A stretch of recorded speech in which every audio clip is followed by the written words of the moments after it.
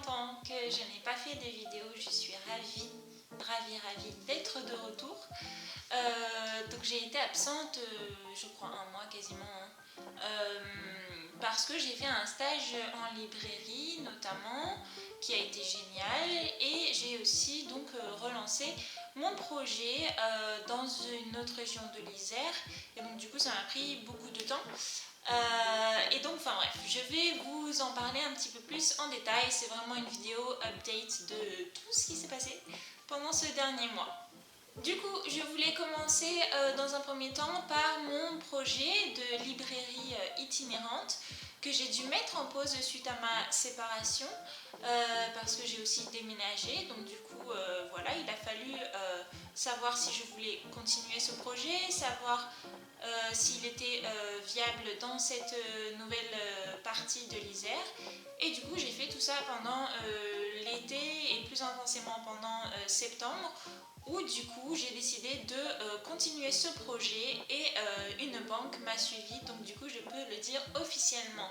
Maintenant, ce projet va voir le jour dans le sud Grésivaudan, tout autour en gros de la ville de Saint-Marcellin, dans les petits villages où il n'y a pas de librairie et où donc je veux amener les livres au plus proche des habitants. Je suis vraiment ravie, après des mois de difficultés, ça a été vraiment la bonne nouvelle de ces dernières semaines. Et donc je repars dans cette aventure de la librairie itinérante. Le projet reste le même, c'est juste le lieu qui change un petit peu, mais en tout cas vous pourrez me retrouver dans le sud Grésivaudan pendant les marchés, mais aussi les événements, dans quelques mois, le temps que le camion se fasse et que toutes les autres procédures également se fassent. La dernière étape par rapport à cette librairie itinérante aussi, c'est que du coup j'ai relancé ma campagne de financement solidaire qui a été annulée pour le précédent. Tous les dons ont été remboursés, mais du coup je la relance. Je vous mets le lien en barre d'infos. Si vous ne pouvez pas participer, je comprends tout à fait. Si vous pouvez juste partager le lien autour de vous pour les personnes qui aiment la lecture, pour les personnes qui aiment soutenir ce genre de projet, ça m'aidera beaucoup et je vous remercie grandement. Donc voilà, et puis vous pourrez aussi retrouver mon avancée de ce projet tous les jours un petit peu sur ma page Instagram. Pareil, le lien est dans la description. Ensuite, autre chose qui s'est passé récemment, c'est que je suis allée au festival Terre de Parole à Jumièges, à côté de Rouen, le week-end dernier. D'ailleurs, il n'est pas encore fini, le festival il se finit le 8 octobre, mais moi j'y suis allée pour le week-end du 30 septembre pour aller voir un auteur qui peut effectivement parfois poser problème pour certaines personnes qui ne connaissent pas son œuvre ni connaissent l'auteur et les raisons de pourquoi il écrit. Je suis allée voir donc du coup Dany Laferrière qui a écrit de nombreux livres et qui fait partie de l'Académie française et qui également, d'ailleurs comme il l'a dit le week-end dernier, participe à l'écriture du Petit Robert chaque année. Et donc voilà, je suis allée à ce festival rencontrer cet auteur qui m'a profondément touchée dans son écriture et qui m'a fait penser au peintre sur lequel j'ai fait ma thèse, Jean-Michel Basquiat.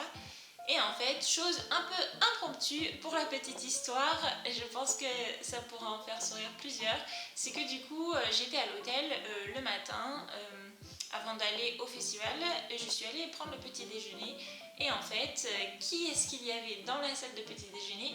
Il y avait Monsieur Laferrière et je vous avoue que vu que le texte que j'avais lu de lui et ses interviews que j'avais vues de lui me touchaient vraiment particulièrement, j'ai été un peu en mode fangirl et j'ai perdu tous mes moyens. Il m'a demandé mon nom à un moment donné, j'ai dû réfléchir à 3 fois avant de le trouver. Enfin, bref, vraiment un peu comme une groupie, c'était assez, assez ridicule, mais bon, je m'y attendais vraiment pas. Et puis après, on a échangé également le temps du festival où il m'a conseillé un de ses livres, puisque ce livre est dédié à Jean-Michel Basquiat, donc mon peintre préféré, à James Baldwin, mon auteur préféré, et ensuite à Miles Davis qui est un musicien que j'adore écouter quand je travaille. Donc vraiment c'était le titre parfait pour moi et j'ai vraiment été honorée de rencontrer cet homme qui écrit vraiment d'une manière assez particulière, je peux comprendre qu'on n'aime pas, mais qui s'exprime vraiment. C'était incroyable de l'avoir en face de soi. Il a beaucoup d'humour, mais il ne demande pas l'autorisation de dire ce qu'il dit. Il n'aime pas qu'on lui donne des ordres entre guillemets. C'est un peu un rebelle dans l'âme, mais vraiment c'était une rencontre absolument magnifique.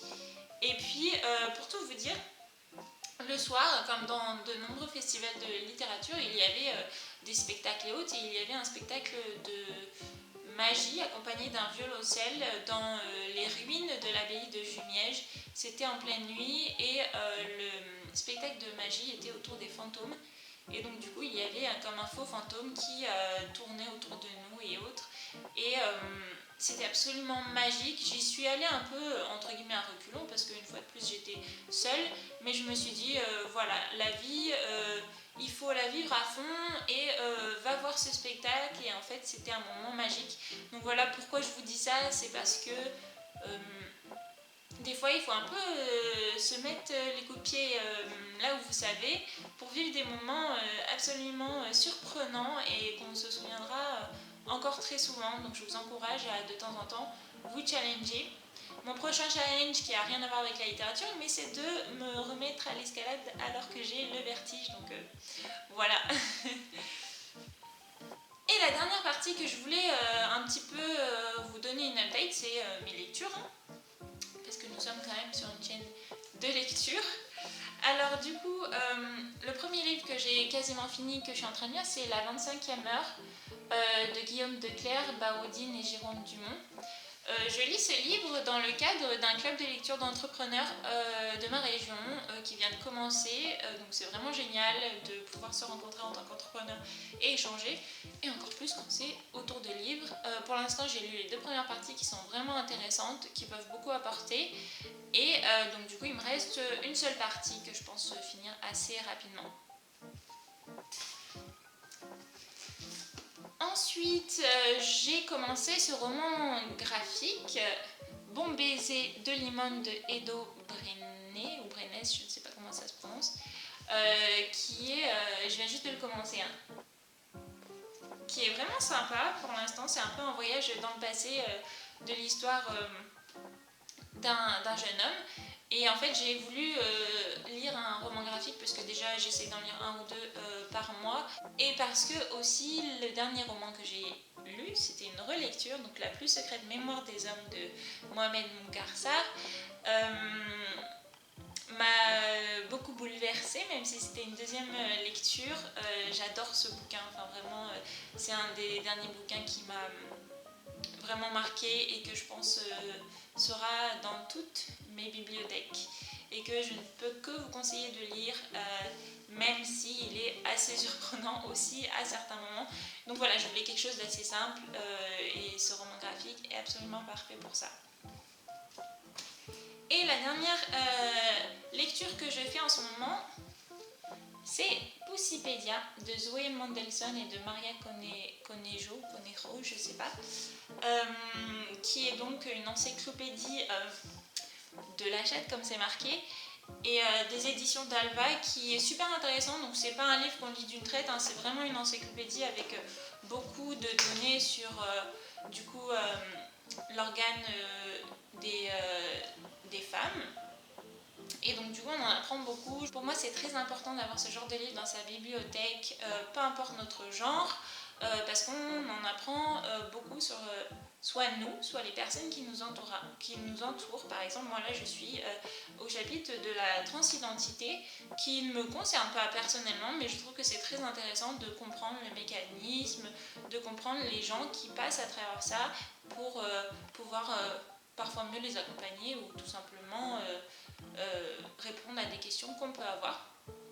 Il y a de très beaux dessins sur, ça peut être la vulve, ça peut être le clitoris, enfin vraiment il y a de tout. Je ne les montre pas ici parce que je ne pense pas que ça soit très approprié. J'ai peur que YouTube fasse sauter la vidéo, mais vraiment je vous le conseille, il est génial. Et puis je pense que ça peut aussi apporter beaucoup aux plus jeunes. Donc voilà, tout ce qui s'est un peu passé dernièrement dans ma vie autour de la littérature principalement. Et donc je vais essayer donc, de vous tenir au courant un peu sur mon projet, comment il évolue et également continuer à vous partager mes lectures et également l'écriture de mon roman qui avance tout doucement, je dois vous l'avouer, mais ce week-end, je participe à un atelier d'écriture toute la journée du samedi, donc peut-être que je lancerai à ce moment-là. Dites-moi en commentaire vos lectures actuelles et le dernier festival de littérature où vous êtes allés. J'ai hâte d'échanger avec vous. Ciao ciao!